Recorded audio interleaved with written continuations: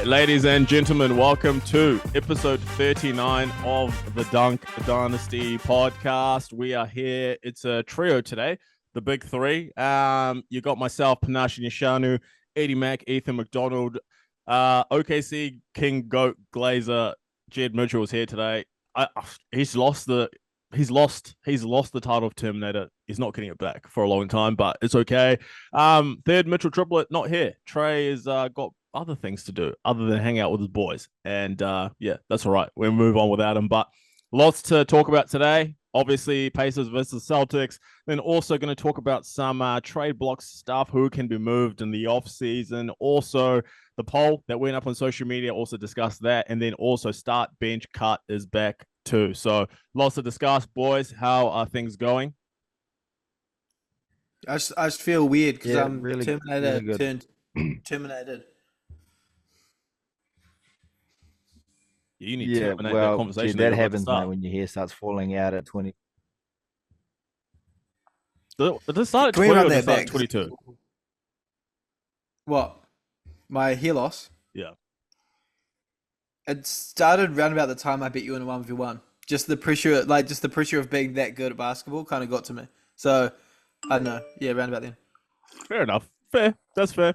Even though it never happened, guys. No visual evidence, but it is what it is. How things go for you, Jed? Other than that, how's life? Yeah, life's good. Life's going well. Things couldn't be better. You know, the page is popping, and that's all we care about. We had a players only meeting, and only good things came from it. So I'd like to throw a bit of appreciation out there to the NBA teams that do that, because it really changes things. Except for the Chicago Bulls. That's the only team who did a players only meeting and things got worse. But yeah. Shout out to us. My favorite part was the key point of our players only meeting was to stop talking about the Thunder so much, and I just decided to double down. There you go. King Glazer, the Glizzy Gobbler of the Thunder. That's the one. There you go. But fellas, obviously today, game 2 between the Pacers and the Celtics. I think me and Trey both had the Pacers to tie up the series. Both of us were wrong. I think you guys both had the Celtics. And now it's 1-1. No, it's not. Now it's 2-0. We thought it was going to be 1-1. Now it's 2-0. Yeah, pretty dominant win by the Celtics. 16-point lead, 16-point win. And then obviously Haliburton goes down, but I mean, that's overshadowed by the massive game. Jaylen Brown, 40 points. Yeah, Celtics just on all cylinders. They were rolling on all cylinders. And yeah, there you go, man. The best team probably in the NBA right now, still left in the playoffs. Most talent by far, and they showed it today. What was your thoughts on that game, Jid? I'd like to say my call that I made yesterday was pretty close. What did I say? 17-point win to the Celtics. They won by 16. I said Siakam would go for 29. He went for 28.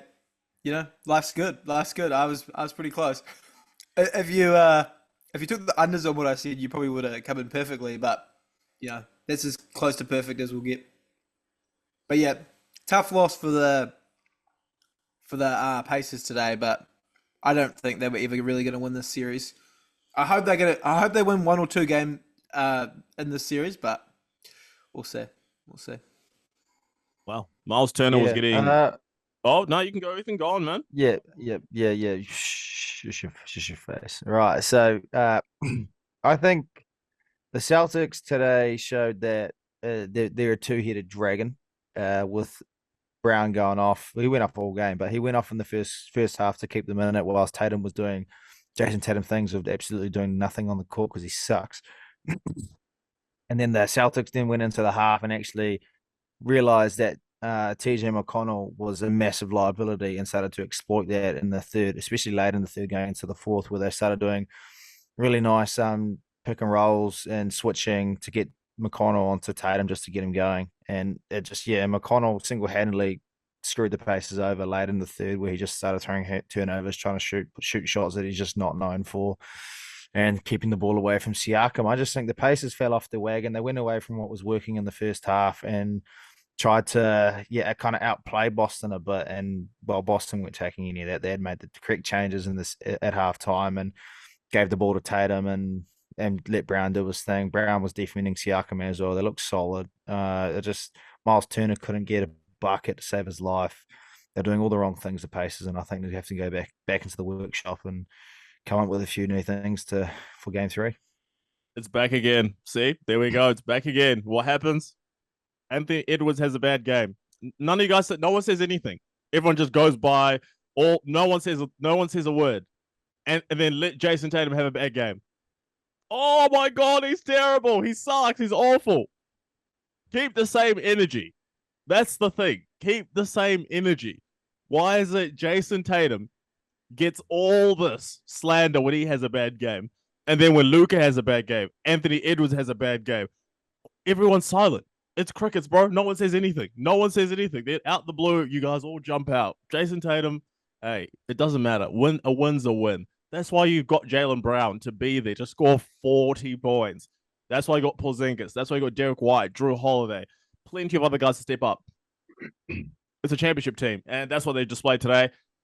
Crazy win, but yeah, on the Pacers side for sure. I mean, Miles Turner, brother, you're 7 foot tall, man.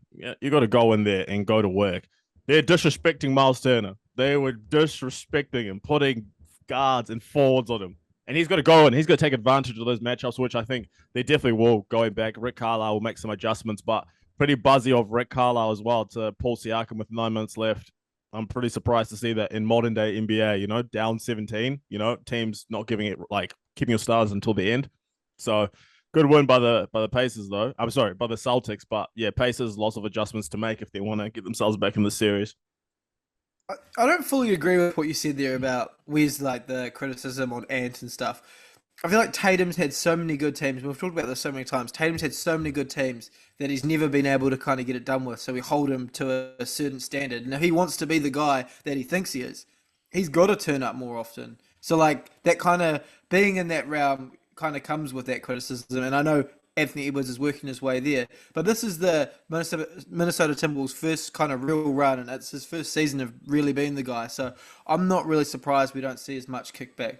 The Glazing probably should tone back a wee bit, and we should probably stop, like gassing them up so much. But I don't know. I think Tatum should be held to that level of standard, because if they don't win the championship this year in such a wide open year where their team is head and shoulders better than everyone else, I think he should be ripped a new one. He should be criticized. Yeah, this year for sure. But it's like everyone drags on from the years before.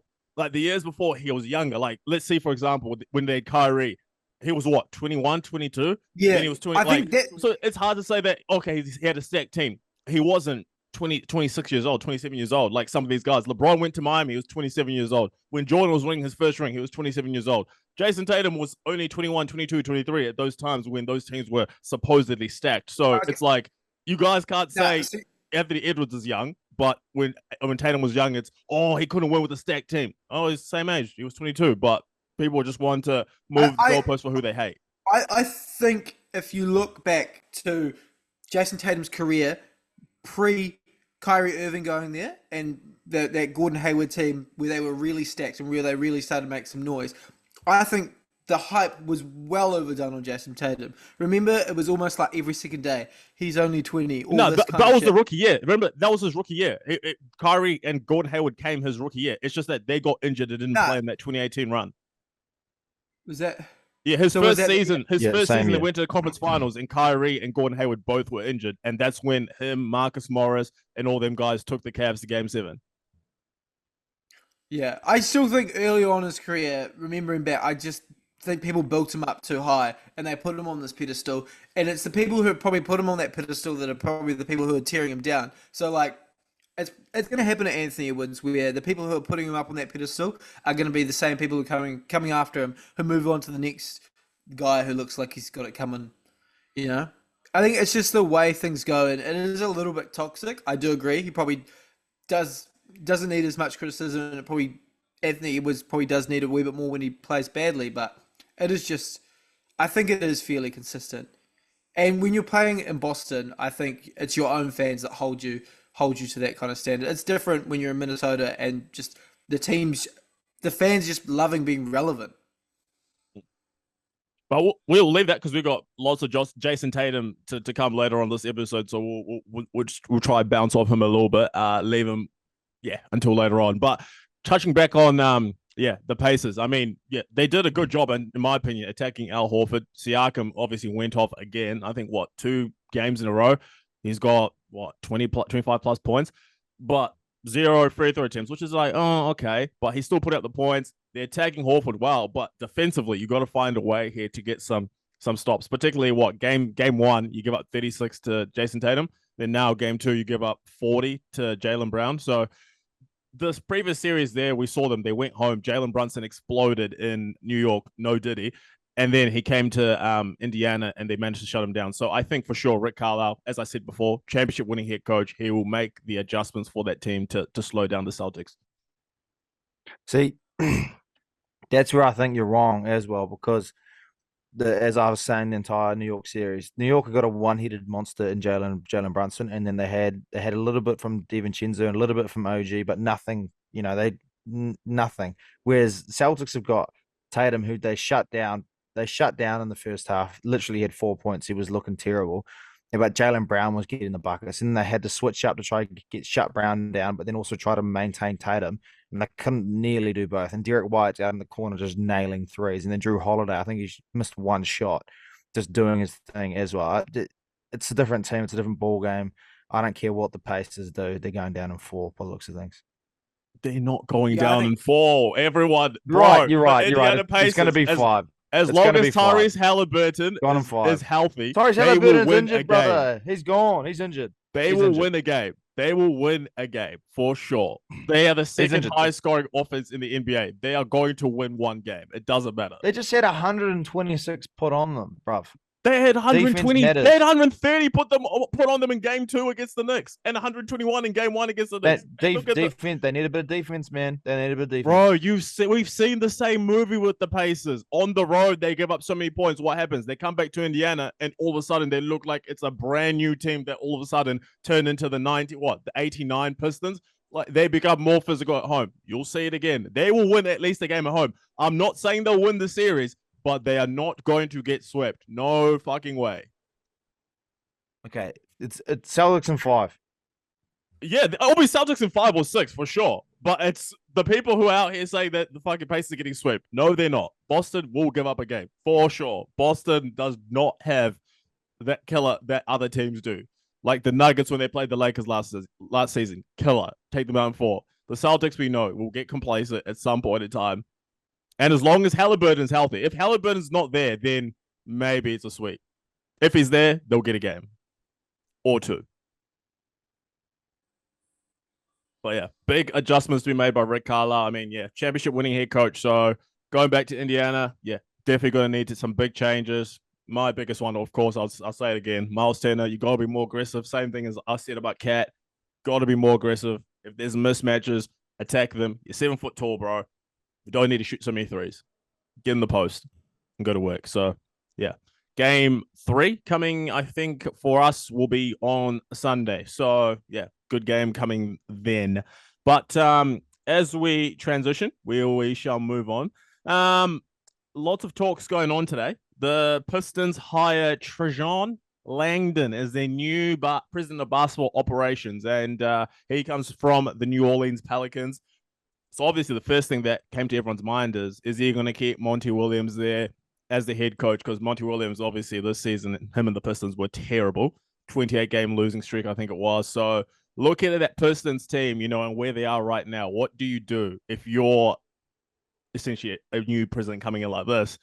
Are you making wholesale changes, or what stage are you in the process? I'll start with you, Ethan.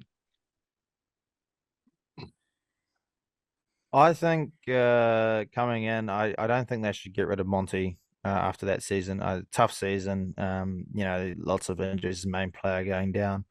I guess a few changes, and it's also new system. I think you give them another year at least, or even half a season if that's what it's going to take. You just need to let them roll out, give them an off season with these boys again, with their draft picks and all that, and let them work and let them try to figure out what they're going to do with this team and where they want to kind of the direction, and see how it starts the season and see what type of direction they're in.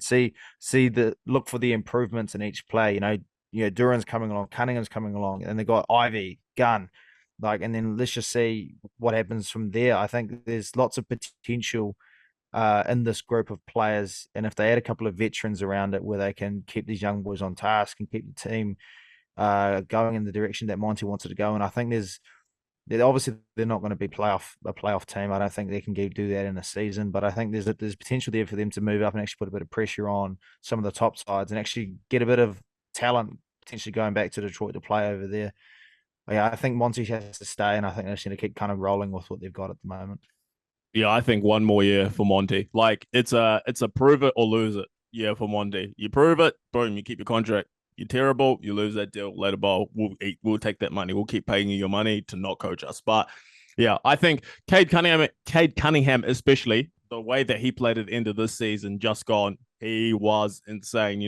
That's a number one pick. That's exactly what people expected out of Cade Cunningham. So I go, listen, Cade Cunningham, you get a full season. Jaylen Brown another year in the NBA. We've got Asur Thompson. We go this season coming up. It's still going to be development, because the biggest thing for them that they have to understand, which obviously they will understand, you're nowhere near a championship, but you want to start developing good habits. You obviously want to start developing these guys that you've drafted as well. In addition, you've got a fifth pick who's going to be coming in to add to this team. You're going to what? Free agency, you've got cap space. The biggest thing I've written down here, and I've got it in big, bold letters, do not sign Tobias Harris. No matter what, do not sign Tobias Harris. Big, bold, underlined, do not sign Tobias Harris. Even if Evan Fournier is going off contract. Don't fucking sign Tobias Harris, or you are cooked. That's all and I'll leave it there. JJ, you can go. I 100% agree. You've got to keep Monty Williams on for 1 year. This, you nailed it on the head when you said this is not a championship team. You've got to build good habits. I don't think this year's about giving Monty another chance. I think you fire him early probably anyway, but just don't waste the money. Let this year play out. Just try to be incrementally better every game. Chip away. Try build some continuity, some health, and just have a longer term plan to get this team they want to get to. Because the Pistons, historically, they've been a great franchise. They've had some good teams in different decades. I think there's definitely the foundation there to do good things. But yeah, just run it back with Monty. The Tobias Harris thing, fully agree there, but they need to bring some kind of veteran person in to steer the ship and bring something. Where do you guys see this team kind of finishing up this year? Because I don't see them being much better. I reckon they'll be a better team, but I don't think their record will be a hell of a lot better. They're going to be one of the bottom teams in the East, I believe. Yeah, I say bottom again. I say they get about 50 wins. Yeah. 15. 15? What? That's what? You meaning for next season? How many wins did you say? I said for next season. For next season, how many wins getting next about 30 wins. Oh, 30. Yeah. Yeah, 25 to 30, I'd say. Yeah, absolutely. Nothing. Yeah, if anything lower than 20, I reckon get rid of them. Yeah, because I think, for sure, you look at it. It's also a year for them to see Cade Cunningham. Hopefully, he can be fully healthy the entire year. But an entire year for them to see everyone, again, another year underneath them and see how they go. Because, for example, if Cade Cunningham comes out there and averages 25, 7, and 7, which he was putting up a lot of those stat lines in some of those games at the end of the season. If he averages 25, 7, and 7, and you get up to about 30 wins, and you go, wow, okay, Cade really impressed us. Jaylen Brown has a crazy season. Asur Thompson develops a jump shot, and you're like, okay, they got Sasa too. If these guys all develop, you go, okay, maybe let's go out there now. Let's add probably try go for one of these other bigger free agents and see if we can get them to this team. And that could be a guy that helps us get to the next level, which is going to be what? Trying to get in the play-in, then try again in the playoffs. Because the biggest thing that you don't want to do is try shoot your shot to get to the playoffs now. You're not going to do that with this roster. So I agree with what you're saying there, Jed, which is let's go in stages. Let's hit OKC, for example. Let's improve first. Then let's get to the play-in. Then let's get to the playoffs. Then now we're thinking championship. So don't swing the shot for let's become a playoff team. No, you got a young core. It's going to become probably a better core with the fifth pick that you're going to get. Slowly chip away. And if Cade Cunningham's the real deal, if one of these other guys like Durant or the fifth pick or even Ivy or Sasa turns out to be the real deal, boom, you've won. Yeah, 100%. Like, I think that's the thing. Zoom out. Like, just pick your wins where you need to have them, and don't go all in. I think that's where the Pistons got caught out last year, is their expectations were wildly above what this team was able to do, and I think that's where they probably struggled the most because there's probably a mental challenge with not even being anywhere near close to where they thought they were. Their abilities were I genuinely believe they thought they were going to be a playoff team last year. Yeah, and it was far from the. Hey, at least they got a 28 game streak. Probably not on the side that they wanted it, but and that's probably what is that your new favorite saying now? Zoom out, zoom It out, is. Well, zoom out, bro, that's what no one does. That's not what no zoom one out. does. Zooms out. That's Oh, why I could never be. what's that? That's why I could never be like fully behind the Lakers at the moment. Like they're just all in every year. And what did they refuse? They refused to zoom out. There you go. Play There it you or go. nothing. Let's go. Oh, the playing champions. I love that. But yeah, that's the Pistons. Then also looking at another person, who's on a pretty terrible team, Kyle Kuzma. I still don't understand why the GM of the Wizards allowed Kyle Kuzma to decline a trade when Kyle Kuzma has no, doesn't have a no trade clause, and now he's probably going to be on the trade block. Looking at Kyle Kuzma, what's your thoughts on him? Because I think if I'm Washington, if I'm the Wizards, it's just get rid of him. Go get some picks, bro. Your team. What's the point in keeping a guy who's going to be a star on a terrible team? Go trade him and get some picks, and let's keep rebuilding. And like people will probably disagree with this as well. This is the year to trade Kyle Kuzma for a decent first round pick. Like it's a weak draft class, but there is bound to be one or two all-star level or possibly even all NBA players sprinkled into this draft. You just don't know where they're at. Like you in history, you like kind of look back at it. 2013, perfect example. Weak draft class. You let it go for a few years, and there were some absolute gems, and it's turned out to be a bloody good draft class. Put your like name down to have one more chance to find that guy. I think that's the perfect play. Teams are going to be wanting to get rid of their draft picks this year. Just make the most of it. Cash in. Go trade Kuzma, surely. You've got to, bro. Like, what's the point in keeping a guy who's going to average 20 plus on your team if your team sucks? Like, your team is not going anywhere. I reckon, surely. Listen, what's your plan here? Just keep putting his stats up on the terrible team? No, go out there and let's start a rebuild properly by going to get picks and young players, and then you can do that. Kuzma, go help a championship team. That's where he needs to be as a third guy, not a star on a shit team.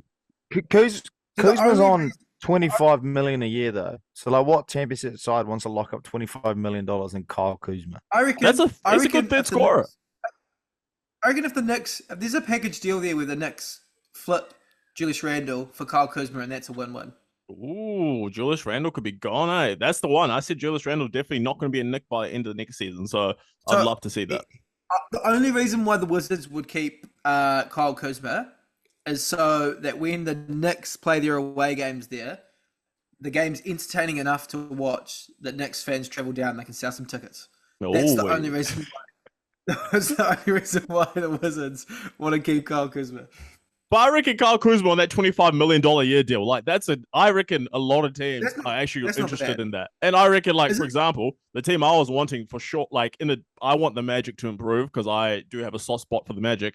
I look at the Magic, I'm like, listen, if you can go out there and get Kyle Kuzma, that's a shooter, the guy who can score, get his own shot as well. He can defend pretty well as well.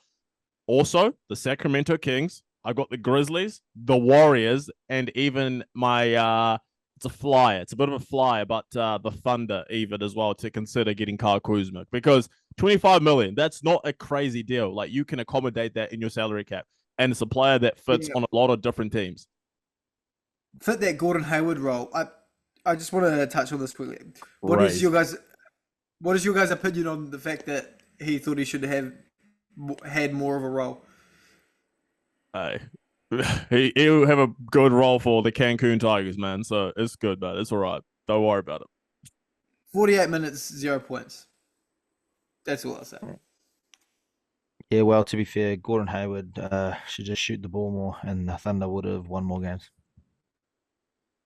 Yeah, Thunder, terrible, man. Unlucky. Kuzma, you know what I want? Actually, yeah, bring Kuzma to Sacramento. I'm not a Sacramento fan, but just take him there because Malik Monk might not re-sign because, as Brandon Jennings said, Malik Monk is better than Donovan Mitchell, apparently. So, yeah, Malik Monk is probably going to be getting a Supermax. There you go, man. So, yeah, since you can have so much cap space, go try get Kyle Kuzma in a deal. Davion Mitchell, put Harrison Barnes in there and a pick, possibly, and then get Kuzma and... Hell no, Davion Mitchell. Davion Mitchell's the future of that Kings, bro. What do you mean? The future of what Kings? Maybe freaking what's that Bro, show that you Davion Mitchell is going to be a star in the league in future. I'm telling you, that guy is talented. Davion Mitchell. Are we talking about the same Davion Mitchell? 100%. Davion Mitchell, the guy who made like 2 threes against when you actually need him to make threes, made like 2 threes. How did he go the series against the Warriors last year? Not very well. That's what happened. Bro, he was rookie last year. Bro, no, he wasn't. It was like his second year last year, or even his third year. Davion Mitchell's been in the league for a hot minute. Yeah, he was on the. Well, he's only just starting to get good now. Get Davion Mitchell off that team. You don't need him. He's not helping your team to win. Should have improved by now. But, yeah. Well, to be fair, it's hard to improve when you got stat pad bonus on your team. So, it's all right, man. But if you look at Kyle Kuzma, what team are you sort of looking at him? Where do you want him to go? I've got if I had to pick of my teams there, my main one I'd say is, if the Magic can find a package, I'd say I want to see him on the Magic with Banchero, Franz, and Wendell Carter Jr. So someone else has to get traded. That's not them. But anyway, I heard he's going to get suspended next. I'll do it. Anyway, let us transition into something that we put up on social media yesterday, actually. It was a fan vote. So essentially it was saying if you switched Jason Tatum with Nikola Jokic, would the Celtics sweep the Pacers? And, well, we got 131 responses to that, and 80% of people said that, yes, the Celtics would sweep the Pacers if they had Jokic instead of Tatum. 20% said no. And I was in that 20% because I'm the one who fucking asked the question. So, yeah, there you go, man. Nice to see that a lot of people are wrong. I didn't say that they were going to win the series. I said they would get a game. But people obviously don't understand the question, Okay. Yeah. Run the tape back, brother. Run the tape back. The first part I literally say is they would win a game. Never did I say they would beat the Celtics. Everyone's like, oh, he said they're going to beat the Celtics. Oh, he said that the Pacers are going to beat the Celtics. Read. Listen. Use your ears. Holy. Oh, my Lord. Did you say, read, use your ears? No. That's 2 separate sentences. Read. No, he said that, bro. He's an idiot, bro. This guy's incompetent. Full stop. Bro, listen, you people out here really thinking that the second highest scoring offense in the NBA could not beat a team in the Celtics who would add Nikola Jokic. Nikola Jokic, obviously, is going to help your offense. 100%. Jason Tatum is one of the best defenders on the Celtics. And he is their best player already.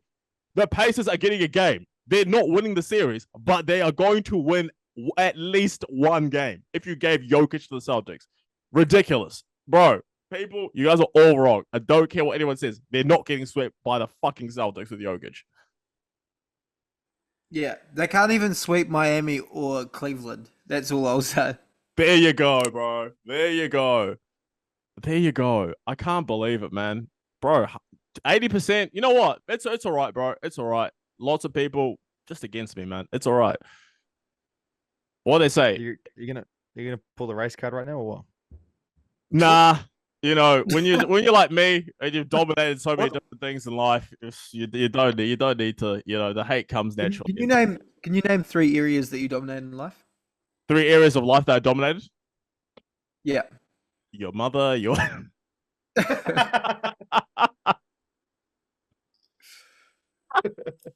That's tough. Oh. All right. Next one up. Here we go. It's one that was on the big podcast with Shaq and the other guy, I don't know what the other guy's name who hosts it, but the question was, they had Draymond Green on there, was the Lakers versus the Warriors. So the Lakers, I assume their best playoff run, 2001, when they went 15-1. And then we're talking about the Warriors 2017. So if you had to pick those teams toe to toe, if you had to pick someone to win a 7-game series, are you taking the 0-1 Lakers or are you taking the 17 Golden State Warriors? I'll start with you, Jed. I'm taking the Golden State Warriors. I just think the speed of play. I don't think the Lakers will be able to keep up with it. The Lakers, yeah, they were good. They dominated inside, but the game's not played that way now. And I think the game's developed this way for a reason. You know, the analytics back it and all that kind of stuff. I feel like these modern teams would run those teams off the floor. Not saying that those players wouldn't be able to play in this era, just saying that that team, that Warriors team, I reckon is one of the best teams of all time. Yep. I agree. I think definitely be a 7-game series. It'd be tough to guard Shaq. Shaq will be pretty unguardable on that Warriors team, as they've got Kevon Looney or Bell or somebody like that guarding him. So that would, Shaq would go off. Kobe would go off too. But then who's stopping KD and who's stopping Curry? So yeah, I think it would definitely be a Warriors in 7. Yeah, they had like what 3 20-point per game scorers, like Steph Curry, Klay Thompson, and Kevin Durant. Like that shooting was on another level. And then we already know who they also had, the guy who never missed a mid-range shot his whole entire career. So I don't know who's guarding. People talk about Steph Curry and Klay Thompson and thing. I'm talking about Sean Livingston, man. The bro never missed a mid-range jumper. And who are you going to have guarding him? Who's it going to be? Derek Fisher? No. He was cooking like Kyrie Irving or J.R. Smith. He's going to have a hell of a time there. So, I just don't know. I think for sure that Warriors team 2017 might genuinely be like one of the most unguardable teams ever, purely because of who they have. Like, it's just so difficult. You can't. There's just so much shooting there. It's ridiculous, man. I think it is a good matchup though, because you've got on both teams you've got 2 of the 15 greatest players of all time. And On then Draymond Green and Zaza Pachulia. would you have Curry top 15 of all time? I would have Curry, but I don't know. Oh, okay. It's hard now because you actually have to think on the Curry 50 and spot. Ooh, that's tough, man. That is tough. Are you putting? Yeah, okay. We can say that. We can say that, and we can debate that another day. But man, because it's like who's guarding Shaq? Shaq averaged what 35 that series, or was it 30, 33? But the year before, he might have averaged like 40. It's like who's guarding Shaq? But I just don't see like what are you doing against all that shooting? Like, yeah, I reckon the difference is though, like, yeah, who's guarding Shaq? But we've talked about this so many times. If you can't guard them, you foul them. And like, I just don't think Shaq's gonna make you pay at the free throw line. Yeah, enough like to counteract how good offensively the Warriors would be. Yeah, 100%. And it's crazy as well. Like the Warriors were attempting 31 threes a game. I'm pretty sure the Lakers was only averaging like 10, 12 threes attempted per game. And the Warriors are making 12 of them a game, bro. Like, come on, they can shoot them off the floor. And I think Draymond said it too. Like he said, bro, Shaq, we're gonna be putting in the pick and roll. You play drop coverage. Steph Curry, KD, Klay Thompson are all gonna be cooking you. But same thing on the other end. Like, bro, Shaq is going against Zaza Pachulia. I'm sorry, Zaza, but this isn't Kawhi. You can't just injure him. Shaq is 350 pounds. It might be remember, good. it's also far from a prime Kobe Bryant. Yeah, 2001, he's how old? Ooh, 5 years into league? So 23. Yeah, that's true. That's a good point. 23 years old. Yeah, but I mean, to be fair with you, 23-year-old Kobe Bryant was still an absolute beast. Yeah. He was cooking that playoffs. I'm pretty sure he was like 27, 28. Kobe was in his prime for 12 years, man. Don't disregard that. Yeah, that's true. But far out. I mean, you said what? You said Warriors in 7? Ethan, do you say Warriors in 7? Warriors in 7, yeah. They got Phil Jackson as well. Phil Jackson taught Steve Kerr everything he knows, bro. Far out. That's the Zen master. I can't go against the Zen master, bro. I know everyone might roast me and say I didn't get to watch I didn't watch the Lakers play. But give me the Lakers in 7 because they got Phil Jackson and they got Kobe and Shaq. So yeah, there you go. In 7, crazy. Yeah, Lakers in 7. No, I'm kidding. Give me the No, give me the see, Warriors. I think it's fine because I think both like it's because as you say, like Shaq's having 50 a night on Zaza and Kevin Looney. Like, let's be real, he's getting out with those boys. He's getting 50 a night, no questions. Kobe's going to get his 30, and then you've got Curry and KD both going to go for 25 to 30 a night. Clay's going to get his points. And then Livingston's going to get his points. Iguodala's going to do his thing. You got Derek Fisher's going to do his thing. Got Robert Horry, who got Rick Fox. Like they're all going to do their thing. But and then it comes down to just the All Stars and how they're going to. There's 3-2. It's just going to be the Warriors in 7. Oh man, it's a hard series. Yeah. I don't want to flip. Okay, I already said Lakers in 7, so I'm gonna stick with it. It's Lakers. Give me the Lakers in 7. But yeah, it's tight either way. Like you're not. Yeah, you can't be wrong. You can't be right. But there might be plenty of people out there who think it's the Warriors. But that shooting, man. You know what? Let me flip. I'm gonna flip. Give me Warriors in 7. Warriors in 7. There you go. Final pick. Warriors in 7. Pussy. And Jed, who's your final pick? I'm going Warriors in 6. Ooh, I think. Wow. I think. Yeah, I just don't see. The thing I have with this, every single game that the Lakers will be playing better than the Warriors will be close. They'll just be able to score themselves back into the game with runs. Yeah. There's going to be games, though, where the Warriors just take hold of the game early and that Lakers team just can't build their way back into the game like they would have been able to back then, just the way they're structured. So I just think that plays into the Warriors' hands way more. Like, the modern NBA is different. Like, a 20-point lead isn't safe anymore. A 12-point lead isn't safe anymore. And I think that just benefits the Warriors being able to capitalize on those runs more. So I'm going Warriors in 6. Yeah. All right. Warriors clean sweep. Shout out the Warriors, man. Trey also asked me to give his thoughts on this one. So I asked Trey who he picked for this, and he said that he would pick the Lakers in 4. No one can guard Shaq. Pussy. Draymond Green's a pussy is what he also said. That was messaged by Trey Mitchell. Yep, there you go. Yep. Anyway, Ethan, you got a fun segment for us today, man. What is it? Start bench cut? Yeah, a bit of start bench cut for you boys because I thought, the fans love it. We love it. Let's bring it back for another episode and let's get a bit of entertainment going. So I've got a couple of ones here. So the first one's actually going to be start bench cut out of one of the greats, Raymond Felton, Reggie Jackson, and Lou Williams. Oh, that's tough. I feel like people. Oh, bro, Lou Williams is the greatest sixth man of all time. So obviously I'm benching him, bring him off the bench. So it means I'm starting Big Ray. Give me Raymond Felton as my starter. Lou Williams off the bench, greatest sixth man ever, and then give me. I'm cutting Reggie Jackson.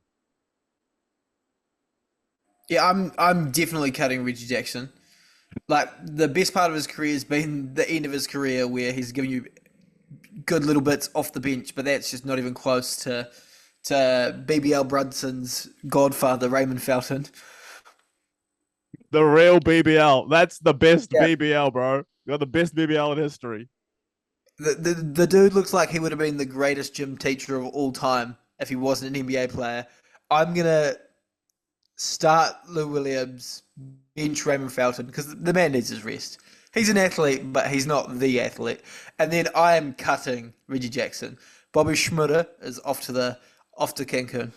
Oh, shout out Bobby. Yeah, so I'm going to start Lou. I'm going to bench the fat Kevin Hart, and I'm going to cut Reggie.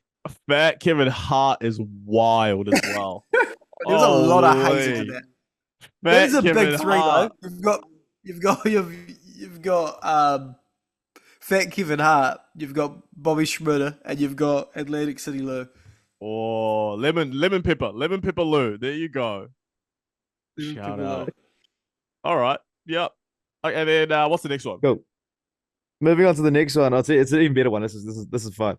We've got DeAndre Jordan, JaVale McGee, and Tyson Chandler.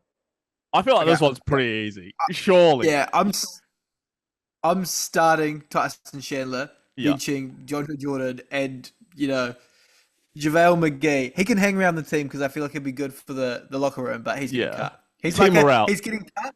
He's getting cut, but you still allow him to train with you just for the vibes. Yeah, Tim Morrell will be lit with JaVale McGee around. He's cool. I still want him around the team. He's not leaving the arena. I still want him to come to all the practices and stuff, but just not going to play. But yes, give me Tyson Chandler to start, catching lobs, depoy player as well. There you go. Then DeAndre Jordan, keep him too, And DeAndre Jordan, we might have to lock him in a room so he doesn't leave our team at some point in time. So so we have to keep JaVale McGee there just in case DeAndre, we have to hold him hostage, Yeah, and then when that doesn't work out, we're going to overpay him to come live with his friends. Yeah. Oh, shush your mouth. So I'm going to go with starting DeAndre, benching Tyson, and cutting JaVale. And that's solely a biased opinion because I love DJ. Yeah. DJ does not love you or the Clippers. That's why he dubbed out my brother. Shout out DJ. Okay. Moving on to the next one. This one's a bit of fun. So start, bench, cut. Why the Claw Leonard? KD the Snake, or Scotty can't hold his wife down and gives it to Michael Jordan's son Pippen. That was a real good nickname. Can you say it again? Yeah, one more time. That is wild. Kawhi, KD, or Pippen? Start, bench, cut. Okay, so easy start. Yeah, easy start. Easy start. Kevin Durant. It's the cupcake. It's the cupcake king, KD. Bench. Do you want me to do the ASMR? I'm a snake. Yeah, give me start Durantula, the Slim Reaper. There you go. Yeah. Give me the Slim Reaper to start. Slim Jesus himself. Yeah. Who's this? Does he have a dad in the NBA? He doesn't know. Okay, he doesn't have a dad in the NBA. Oh no, he does. Anthony Edwards. Yes, Anthony Edwards' son. There you go. Yes. Give me Kevin Durant to start. Give me Scotty. Give me Scottie Pippen bench, and then I'm gonna cut Kawhi Leonard. I don't think there's a wrong answer in this one. I feel like you can talk yourself into either. I'm probably gonna bench Kawhi Leonard, and then cut Scottie Pippen. Oh, no, actually, I'm going to bench Scottie Pippen because you could probably pay him fuck all and he'll stick around. So it's good for That's what I was thinking as well. I'm thinking about the salary cap, bro. We get Kevin Durant on the Supermax. We got to save some money. If we're building a new arena, we kind of want Kawhi to hang around. So but I'm going Scotty. Yeah, we've already got our Yeah, there you go. Ethan. Right. Toughy, but you have to start KD, and then I'm going to go the Claw, then I'm going to go Scotty. But yeah, as Jed said, no wrong answer between those two, I don't think. KD, I think, is clear cut, but the other two, I think, is pretty close. I'm surprised that you didn't start Kawhi, man. I really thought you were about Well, to I thought about it, but then also I was like, an intelligent decision here is to just start KD so I don't get ripped the fuck out by you two. Damn, you and intelligence in the same sentence? That's crazy. All right. Be a man, bro. Be a man. Do what you want to do. Well, bro. If I want to give you my actual, start the Claw, bench Scotty, cut KD, because fuck him. Yeah, there you go. Now say it with your chest. There you go. There's only one correct opinion, and that's your opinion. There you go. I love it. And then what? Do we have any other ones, or is that the last one? That was the last one. Damn. Should we throw another one out there for the lulz? Start bench. Yeah, what do you got? Let's go. Give me Kendrick Perkins, right? Okay, we got Kendrick Perkins, right? Okay, we need some other. Okay, give me Udonis Haslem and Nick Collison. Yeah, there we go. Yes, Kendrick Perkins, Nick Collison, and Udonis Haslem. Start bench cut. Okay. Oh, that's right. Let me get on this. I don't want to start a single one of them. I'm 100% starting Udonis Haslem. Okay. 100%. Yeah. You know he's going to be cut up if you lose a regular season game. Hold on. Who was it? Perkins and Nick Collison. Nick Collison. Yeah. So Perkins is on the bench. Nick Collison is gone, brother. What the hell? They didn't put. By the way, Perkins. Can I cut? Kendrick Perkins? Can I cut two? Can I cut two? Hey, carry the hell on, bro. There you go. Carry on. Carry on. I'm only cutting Kendrick Perkins just because I don't like the sound of his voice. Like, it's purely not basketball related. We're just gonna carry one center, and Nick Collison's not gonna play. Oh Lord. Unlucky Nick Collison. I'm the same. Give me Udonis Haslam, the king of Miami, as he sometimes is referred to. I thought it was the fat boy, Rick Ross. But yeah, give me Udonis Haslam. I'm gonna bench Kendrick Perkins and then Nick Collison. Sorry, man. You're a culture guy, but you can be a culture guy as a two-way player, you know? Yeah, he can be a culture king, but working at Culture Kings is not for our team. Oh, that's cold. That's a nice little reference. Oh, but bro, you just shouted out people who don't even sponsor us. Culture Kings. Hey, if you guys want to sponsor Dunk Dynasty Podcast, email is dunkdynastypodcast@gmail.com. Get in touch. There you go. But yeah, there you go, man. That's start bench cut, and that is some fun stuff, man. We love giving you guys the content. And now for everyone's favorite segment, predictions for NBA games, so we can see who's going to be so wrong and who's going to be so right. So it's the Timberwolves and the Mavericks in the Target Center again. Timberwolves, can they tie up the series? Jed, I'll start with you. Timberwolves or Mavericks game 2? Timberwolves are going to win this one. Anthony Edwards is going to go for a nice solid 28 points, and it's gonna be close all the way through the game. I think this is going to be the closest game of the series. Well, I'm going to go with the Minnesota Timberwolves as well. Give me Karl Anthony Towns 25 plus points again from what my prediction in the other series. Give me Karl Anthony Towns 25 plus points on 11 of 20 shooting.